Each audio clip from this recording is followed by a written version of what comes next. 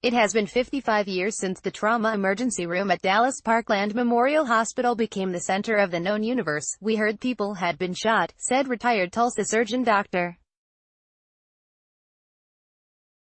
Jerry Gustafson. We heard the president had been shot. But it wasn't like today. It was chaotic. We didn't know. We just knew there were a lot of people coming into our emergency room. Gustafson was among the small staff of doctors and others on duty at Parkland on November 22, 1963, the Tulsa World reported. President John F. Kennedy had been fatally shot on the streets of Dallas. He was rushed to Parkland Hospital just north of downtown, where a small group of medical personnel were going about routine tasks. Suddenly, the eyes of the world were on that hospital. We did not think about the historical impact, Dr. James Carrico said on a video made for the 6th Floor Museum at Dealey Plaza in Dallas. He was an emergency room surgeon that day. Only later did we realize the whole world had changed. Time has not dimmed the significance of that day and of where they were working. Jim Carrico was down in the emergency room when the first person that had been shot came in, Gustafson said. I was up in X-ray. It didn't take long for Gustafson to realize this was no ordinary day. Jim called me to come down to help, Gustafson said. When I got down there, the first thing I noticed was a woman in a pink dress. She was standing next to a person lying there. It was the president, Gustafson said. The emergency room was filled with very well-dressed people. There were just so many people in there. Carrico had already started working on the president. Another gunshot victim was in one of the trauma rooms, and Carrico directed Gustafson to go to work on that person. I went in there and I had no idea who it was, Gustafson said. It was Texas Governor John Connally. He was wounded badly, Gustafson said. But he was alive. We had a chance. Gunner Rathbun, AP images for Walmart. A gunshot had gone through Connally's back and out the chest. He was also wounded on the wrist and left leg. You don't think about history or anything in that situation except for what you are doing, Gustafson said. I didn't know who the man was that I was working on. I just knew I had to get his chest closed. As he was working on Connally, another doctor, Red Duke, came in to help. Duke became nationally famous for his drive. Red Duke's health reports, which aired on local television stations for 15 years, we started working together, and at some point, I realized it was Governor Connally, Gustafson said. Gustafson became lifelong friends with Connally, who died in 1993. He was one of the most gracious people I've ever met, Gustafson said. On the day he was going home from the hospital, I remember he wrote a letter and had it copied for every person that worked at the hospital.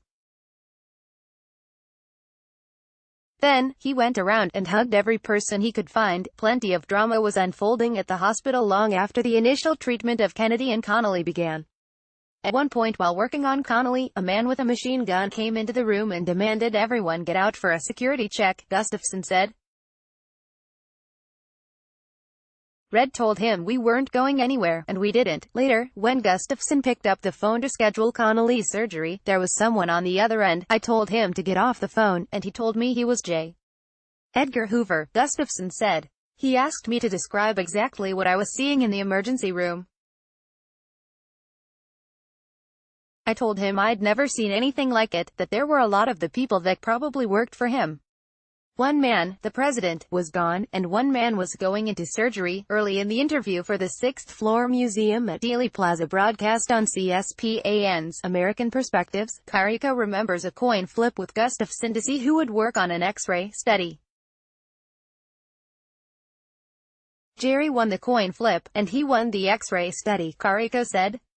Gustafson remembers it was a slow day up to that point.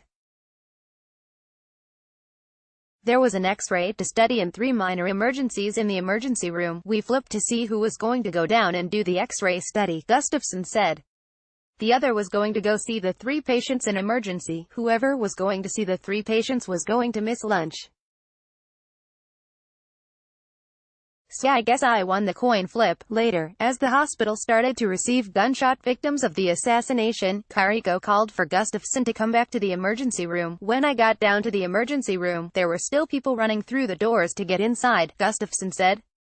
I guess the first time I realized what had happened is when I got down there in Mrs.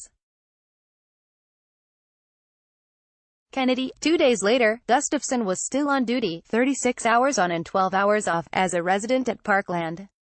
Again, it was a moment in history. The next thing we heard, there had been a shooting at the jail, Gustafson said. The next thing we know, Lee Harvey Oswald is in the emergency room, along with a couple of policemen that had been shot. Gustafson went on to become an Army surgeon, serving in Vietnam at a 600-bed hospital with 11 surgeons. Eventually, Gustafson, a St. Louis native, came to Tulsa in 1968 and had a long and distinguished career providing healthcare to generations of Oklahomans.